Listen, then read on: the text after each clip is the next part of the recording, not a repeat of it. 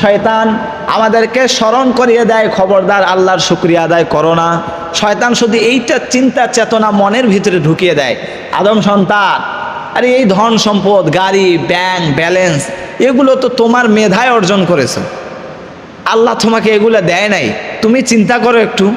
এইরকম অসওয়াসার কুমন্ত্রণা প্রতিটা আদম সন্তানের অন্তরে শয়তান নিক্ষেপ করে। ফলে আমরা আল্লাহর শাস্তির সেই সম্মুখীন হয়ে যাই, আযাবের সম্মুখীন হয়ে যাই। আর আমাদের এই আযাবগুলো মোকাবেলা করার মতো কোনো শক্তি পরবর্তীতে আমাদের থাকে না, ঠিক কিনা? প্রিয় ভাইরা আমার, আল্লাহ রাব্বুল আলামিন বলেছেন এজন্য শুকরিয়া আদায় করো। আল্লাহ রাব্বুল আলামিন শয়তান যে আমাদেরকে শুকরিয়া আদায় করতে দেয় না, এটা আল্লাহ রাব্বুল আলামিন কোরআনুল কারিমে স্পষ্টভাবে উল্লেখ করেছেন। আল্লাহ রাব্বুল আলামিন কোরআনুল কারিমে জানিয়েছেন, সুম্মা লাআতিয়ান্নাহুম মিন বাইনি আইদিহিম ওয়া মিন খালফিহিম ওয়া আন আইমানিহিম ওয়া আন শামাইলিহিম ওয়া লা তাজিদু আকসারাহুম শাকিরিন। আল্লাহ রাব্বুল আলামিন বললেন, শয়তানের সেই ঘটনাটাকে, আল্লাহ শয়তানের সেই মুখের ওয়াদাটাকে রেকর্ড করেছেন। আল্লাহ বলেন, শয়তান সেই দিন বলেছে, লাআতিয়ান্নাহুম মিন বাইনি আইদিহিম, আমি মানুষকে কুমন্ত্রণা দেওয়ার জন্য মিন বাইনি আইদিহিম, সামনের দিক দিয়ে আসবো, মানুষকে সামনের দিক থেকে কুমন্ত্রণা দেবো। ওয়া মিন খালফিহিম, পেছন দিক থেকে কুমন্ত্রণা দেব। ওয়া আন আইমানিহিম, ডান দিক থেকে আমি শয়তান কুমন্ত্রণা দেব। ওয়া আন শামাইলিহিম, বাম দিক থেকেও কুমন্ত্রণা দেব। তাহলে বলেন, শয়তান যদি সামনে থেকে, পিছন থেকে, ডান বাম সব দিক থেকে কুমন্ত্রণা দিতে পারে, তখন শয়তান বলতেছে আমি যদি এইভাবে মানুষকে কুমন্ত্রণা দেই, মানুষের অন্তরে চিন্তা চেতনা কুমন্ত্রণাগুলো ঢুকিয়ে দেই, আল্লাহ তুমি জেনে রাখো, তোমাকে আমি গ্যারান্টি দিলাম, ওয়ালা তাজিদু আকসারহুম, ফলে এই আদম সন্তানের অধিকাংশ মানুষকে, লা তাজিদু আকসারহুম শাকিরিন, এদেরকে কৃতজ্ঞ, আপনার নিয়ামতের শুকরিয়া আদায় করবে, এরকম অধিকাংশকেই পাবেন না। শয়তান সেই দিন ওয়াদা করেছিল। এবার আপনি এই শয়তানের এই কথাটাকে আপনি এই যুগের প্রেক্ষাপটে আপনি মিলান তো দেখি। শয়তান ওয়াদা করেছিল, আল্লাহ আমি চ্যালেঞ্জ করলাম, তোমার বান্দাকে এমন কুমন্ত্রণা দিব, সামনে পেছন থেকে ডানে বাম থেকে, ওয়ালা তাজিদু আকসারহুম শাকিরিন, এদের অধিকাংশ মানুষে দেখবেন যে শুকরিয়া আদায় করছে না, না শুকরিয়া, খেয়ালে নেই যে আল্লাহর শুকরিয়া আদায় করতে হবে। আপনি দেখেন কতগুলো মানুষ, আপনি বিচার করেন, একটা জরিপ করেন, আমরা আল্লাহর শুকরিয়া কি সত্যি সত্যি আদায় করি? এটা আমাদের চিন্তা চেতনার বাহিরে, আমাদের ধ্যান ধারণার বাহিরে, আমাদের মনেই থাকে না।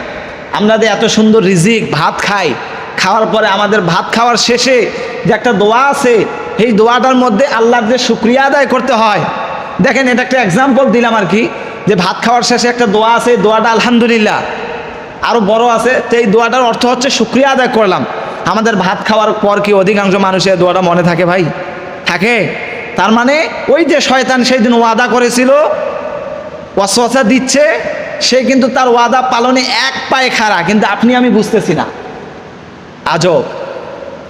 প্রিয় উপস্থিতি, আল্লাহর শুকরিয়া আদায় করতে হবে। আল্লাহ রব্বুল আলামিন কোরআনুল কারিমে আরো অসংখ্য আয়াতের মধ্যে জানিয়ে দিয়েছেন। শুকরিয়াটা আমরা আরো কিভাবে আদায় করব? শাইখুল ইসলাম ইবনে তাইমিয়ার সুযোগ্য ছাত্র ইমাম ইবনুল কাইয়্যুম রহিমাহুল্লাহ, তিনি শুকরিয়া যে আদায় করতে হবে এর 3টা স্টেপ তিনি উল্লেখ করেছেন। তিনি উল্লেখ করেন যে আশ-শুকরু ইয়াকুনু বিল কলবি, প্রথম নাম্বার শুকরিয়াটা হবে অন্তরে অন্তরে, মানে অন্তরে অন্তরে আপনি আল্লাহকে স্মরণ করবেন, এটা হচ্ছে শুকরিয়া 1 নাম্বার। 2 নাম্বারে বলেছেন ওয়াবিল লিসান, মুখ দিয়ে শুকরিয়া আদায় করতে হবে, মানে মুখ দিয়ে, আজকে বৃষ্টি হলো, বৃষ্টি হওয়ার পর আপনি মুখ দিয়ে বললেন যে আল্লাহ আপনি এত সুন্দরভাবে আজকে বৃষ্টিটা দিলেন, আমার এই জমিনের মধ্যে এত যে উপকার হলো আজকে বৃষ্টিটা দেওয়ার কারণে, আমি আপনার প্রশংসা করে শেষ করতে পারবো না আল্লাহ। এই যে মুখ দিয়ে আপনি উচ্চারণ করলেন, এটা 2 নাম্বার। 3 নাম্বার বলেছেন ওয়াবিল জাওয়ারিহ, মানে কর্মকাণ্ডের মাধ্যমে আপনার শুকরিয়াটা আদায় হবে। ইবনুল কাইয়্যুম রাহিমাহুল্লাহ বলেছেন যে কর্মকাণ্ডের মাধ্যমে আপনার শুকরিয়া আদায় হবে। কর্মকাণ্ড কেমন? আল্লাহ আপনাকে এত ধন সম্পদ দিয়েছেন, এই ধন সম্পদ এর মধ্য থেকে এগুলো দিয়ে আপনার উপরে হজ ফরজ হয়েছে। কি ফরজ হয়েছে? হজ ফরজ হয়েছে। এখন সেই বাইতুল্লাহতে আপনাকে যেতে হবে, হজ করে আসতে হবে।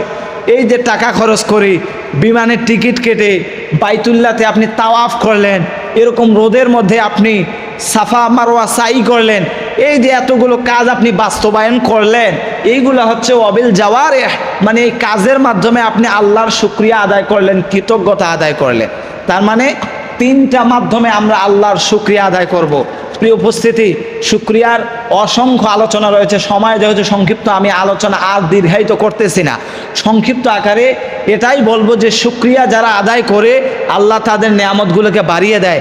আর শুকরিয়া আদায় করবেন না, আপনি না শুকরিয়া আদায় করবেন, অকৃতজ্ঞ হবেন, আজ না হয় কাল আপনার সবগুলো শেষ হয়ে যাবে, এটা আল্লাহ সুবহানাহু ওয়া তাআলা ওয়াদা। আপনি দেখেন বনি ইসরায়েলদের মধ্যে তাদের ইতিহাস পড়ে দেখেন। বনি ইসরায়েল তাদেরকে আল্লাহ, আপনি তো এখন মাঠের মধ্যে রসুন, পেঁয়াজ, ধান এগুলো আবাদ করেন, কিন্তু বনি ইসরায়েল সেই জাতির জন্য আল্লাহ ওপর থেকে, আসমান থেকে